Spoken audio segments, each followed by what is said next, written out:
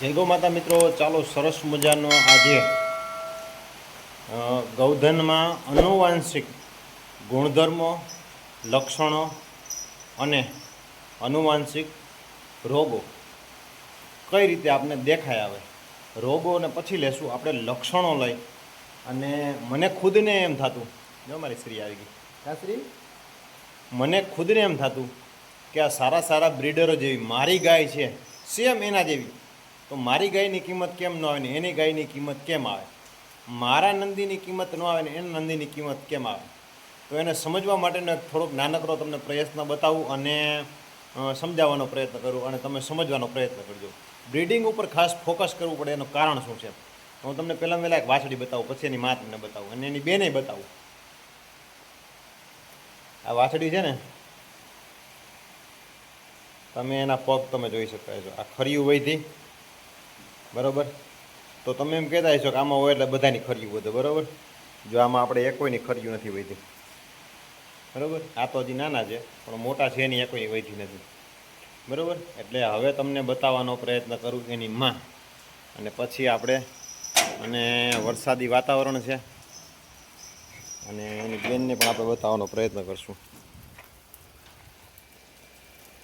કેમ કે ગૌ સંવર્ધન છે એક એવડો મોટો વિષય છે, વિશાળ વિષય છે કે માણસ પોતાની જુવાનીમાંથી સ્ટાર્ટ કરે ને, એનું વૃદ્ધાવસ્થા આવે ને ત્યારે એને સમજાઈ દે. બાપુએ ખૂબ મહેનત કરેલી, પ્રદીપસિંહ બાપુએ, અને લાસ્ટ ટાઈમે જ્યારે એના નંદી, એના બુલ, એના વાછડી ઓળકા એની કિંમત થઈ. જો આ આપણી ગાય એની માં છે, બરાબર. અને આ તમે એના પગના ખરિયા તમે જોઈ શકતા હશો. આ આપણને 1 વર્ષ દિવસ યા છે, આવી છે, છૂટી છે. બીજી ગાયોની કમ્પેરિઝનમાં એની ખરીયું નથી ક્યારેય ઓલી ટૂંકી થઈ નથી, ઓલી થઈ, બરાબર. અને આમનામ છે, અને આના ખરિયા વધે છે. આના કારણે એને થોડો ઘણો તણાવ અને બીજી ઘણી બધી થોડી વસ્તુઓ થાય ખરી. એટલે આ એના ડીએનએમાં આવ્યું, બરાબર. કેમ કે આપણે જે વાછડી બતાવી આ એની માં છે. હવે હું આની આગલા વેતરની વાછડી બતાવું અને ઓલી વાછડીની બેન બતાવું. બેનો બાપ અલગ છે, પણ તેમ છતાં આના ડીએનએને કારણે એના ગુણની મુક્તિ નથી, એની પરિસ્થિતિને કારણે એમાં સુધારો નથી થતો. સુધારો પરબારો ન થાય. બાપુનો એક ટૂંકમાં એક એવી ટૂંકમાં વાત કરવાની ઢબ, એક એવી શૈલી હતી કે એની 3 પેઢી હોઈ જાય ને ત્યારે એમાં સુધારો થાય, બરાબર. સુધારો થાય, બાપુ એમ કહેતા. એટલે કે એની વાછડી, એની વાછડી, એની વાછડી, એ રીતે થાય ને ત્યારે 3 પેઢીએ સુધારો થાય. હવે આપણે આ જે ગા છે ને, આ એનું મોટું ઓળખું છે, બરાબર. હવે આના પગના ખરિયા તમે જોઈ લો. આના સેમ એ રીતે છે, વધેલા છે, બરાબર. આપણે બીજા ગાયું તમને બતાવું. અને આ ડાયરેક્ટ મોહનની ઓળખી છે, એકદમ સ્ટેટ, એકદમ હરખે હરખા ખડિયા વૈધા વગરના, બરાબર. બીજી આપણી ગાય, આ આપણી 10 વેતરની ગાય પાયલ, એમને ખડિયા ક્યાંય પણ વૈધા નથી. એટલે ગૌ સંવર્ધન એક એવડો વિશાળ એમ કંઈ કે નોલેજનો ખજાનો છે કે જેમ જેમ તમને ખબર પડે ને તમે મુદ્દા ટાંકતા જાઓ. અને કાં તમારી પાસે અઢળક ધન હોય તો તમારી પાસે ડાયરેક્ટ ગૌધન સારું થાય, અને કાં તમારી પાસે નોલેજ હોય તો આપણું ગૌધન સારું થાય. મોટામાં મોટે પાયે માણસો છે ને નંદી પસંદગી કરવામાં છે ને ભૂલ કરી જાય. કલરવા ભાગે, પછી કેપેસિટી વાત આખી અલગ છે. બધાની કેપેસિટી ન હોય, મારી પણ એવી કેપેસિટી નથી કે હું 1,00,000-2 લાખ રૂપિયાનો નંદી લઉં. પણ આપણે જે રીતે માહિતગાર કરી અને સારો નંદી ક્યાંયથી મળે એવા આપણે ભરપૂર અને અથાગ પ્રયત્ન હોય. અને જો આપણા ભદ્રનું બચ્ચું એકદમ સરસ મજાનું, આપણા રુદ્રનું બચ્ચું, આપણે ત્યાં બચ્ચા છે, આ બ્રાઝિલનું બચ્ચું, એકદમ સરસ મજાના કાન, એવડો વિશાળ ગૌ સંવર્ધનનો ખજાનો છે. જો આપણે એ ગાયમાંથી કાન અને માથું બંને સુધારી લીધું, બરાબર, કાન સારો થઈ ગયો છે, માથું થોડુંક સારું થઈ ગયું છે, મોટી થશે એટલે દેખાશે, બરાબર. આ આપણા એ ગાયને આપણે જે લેવા હતા એમાં આપણા નંદીની જ વાછડી છે. આ જે મોટી દેખાય ને એના કારણે જ આપણે એ ગાય લીધી હતી. અને એવડો વિશાળ ખજાનો છે કે એમાં માણસ ગૌ ધન રાખવા અને પોતાની સ્ટ્રેટેજી બનાવવા માટે અને ગૌ માતા થકી જો પોતાની ઓળખ બનાવવી હોય તો એમાં એન્ટર થવાનો ઓછામાં ઓછો 20થી 25 વર્ષનો પ્લાન હોય ને તો જ એમાં એન્ટર થવાય. નકર એકાદી બે ગાય રખાય, ખવાય, મજા કરાય, એથી વિશેષ કાંઈ ન કરાય.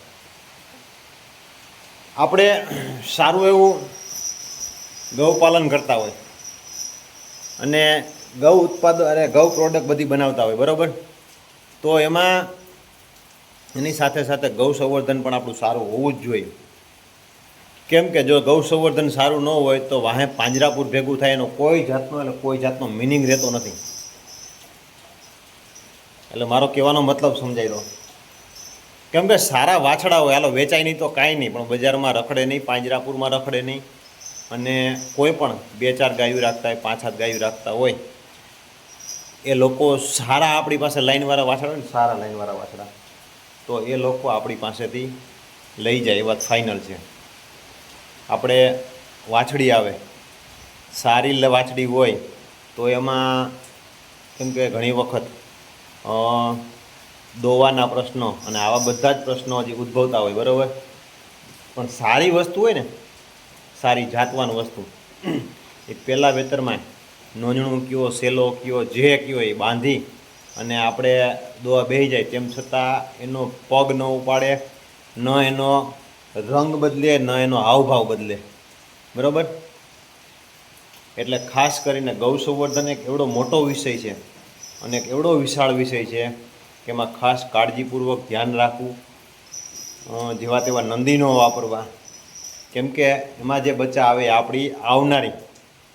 આપણું આવનારું ફ્યુચર છે.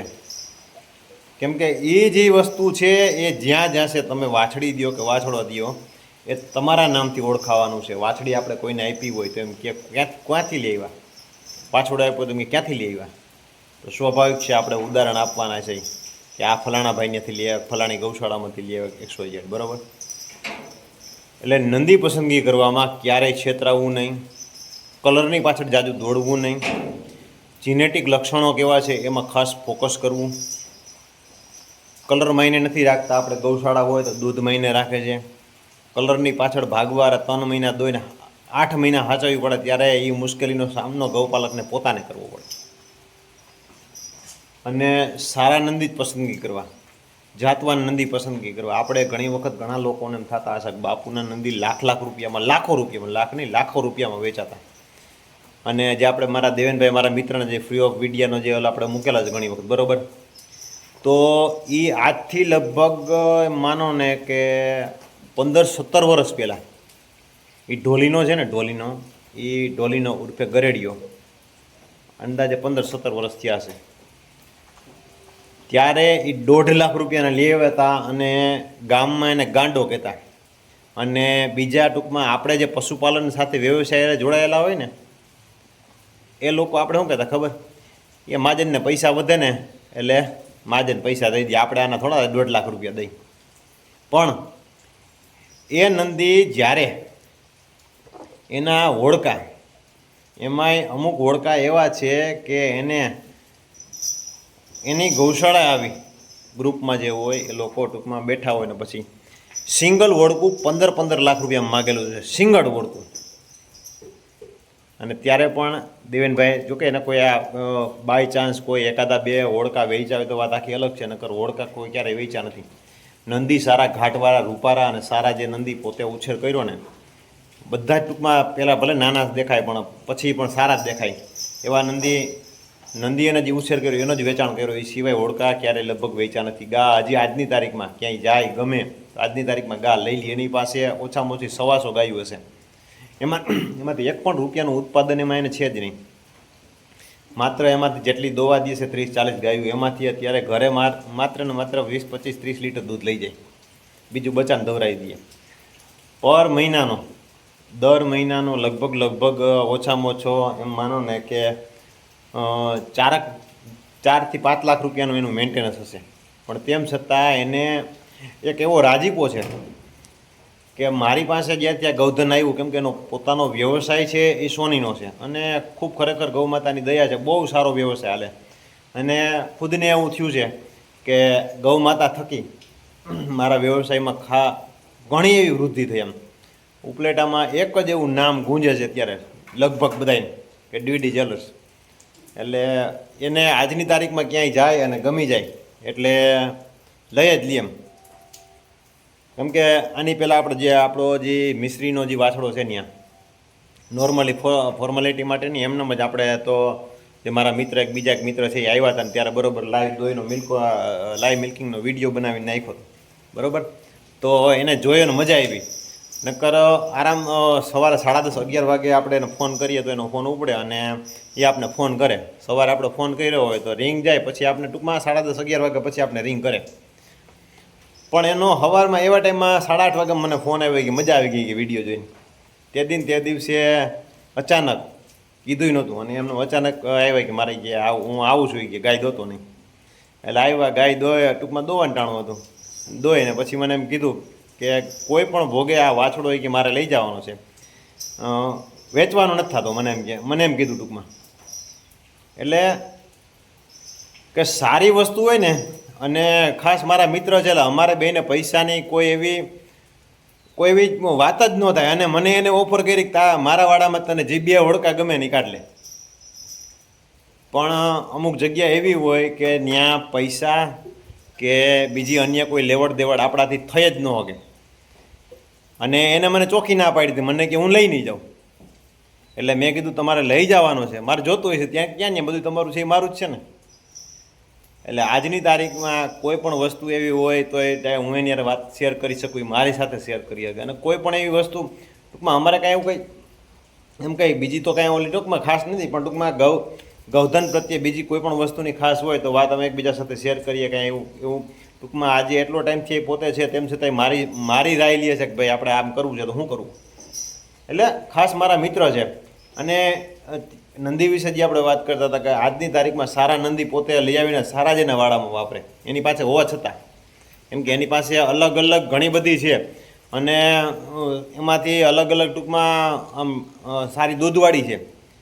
પણ એને નજરે જોયેલા હોય એના હોડકા જેના જે ટૂંકમાં જે નંદી બીજા વાડાનો કઈ રીતે પસંદગી કરે કે પહેલાં વાડાના જે હોડકા વ્યાઈ ગયા દૂધ સારું આવતું હોય તો એ પસંદગી કરીને એવા નંદી લેવા એવું કરે. નકર એની સારી એવી ઘણી દૂધવાળી ગાયું છે તો એમાં સારા એવા ટૂંકમાં ડોઝ મૂકીને ન કરી કે કેમ કે દેખાડવાના બીજા ને ચાવવાના બીજા ઘણી વખત ઘણી જગ્યાએ ઘણી સંસ્થાઓમાં જોયેલા હોય. એટલે આ રીતના જીનેટિક લક્ષણો હોય અને નંદીની પસંદગી કરવામાં ખાસ મિત્રો, કેમ કે આજે કલરની પાછળ દોડીએ અને બીજા ઘણા બધાની પાછળ દોડીએ છીએ તો એની દોટનું પરિણામ આપણું જેલા શૂન્ય રહીએ. કેમ કે ઘણા બધા એવા હોય એના બચ્ચા હાઇટવાળા ન થાય, ઘણા બધા બચ્ચા હોય એમાં દૂધનું આવે. કેમ કે આપણે કલર જોઈને લઈ લઈએ છીએ એની મામા દૂધ કેટલું છે, એના બાપની મામા દૂધ કેટલું છે. એ વસ્તુ આપણે કોઈ વસ્તુ નથી જોતા.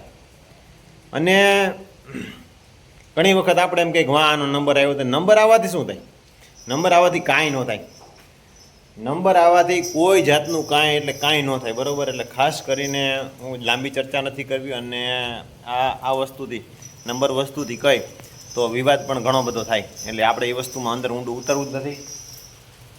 કેમ કે જે આપણી નજરે જોયેલું હોય એ વસ્તુ સત્ય અને સારું. જે ઘણા બધા નાના ગૌપાલકો પાસે ખૂબ સારી ગૌ માતાઓ છે અને ખૂબ સારા દૂધવાળી છે, નથી એવું નહીં. પણ સારી ગાયના એની એના બાપની મામા અને એમાં સારામાં એમાં દૂધ હોય તો એનો ટૂંકમાં વાછડા જે નંદી બન્યા હોય ને એનો ઉપયોગ કરવાનો. અને જીનેટિક લક્ષણો ખાસ જોવાના. એના પગ છે, એના આવ નીચે કેટલા વેતર પછી ટૂંકમાં એની આવની ફિટનેસ છે, રોગ પ્રતિકારક શક્તિ કેવી છે, આ બધા ઘણા બધા લક્ષણો છે. તો આ બધી વસ્તુઓ ધ્યાનમાં રાખી અને પછી આગળ વધવું. તો ચાલો નવા વિડીયો સાથે મળશું. જય ગૌ માતા.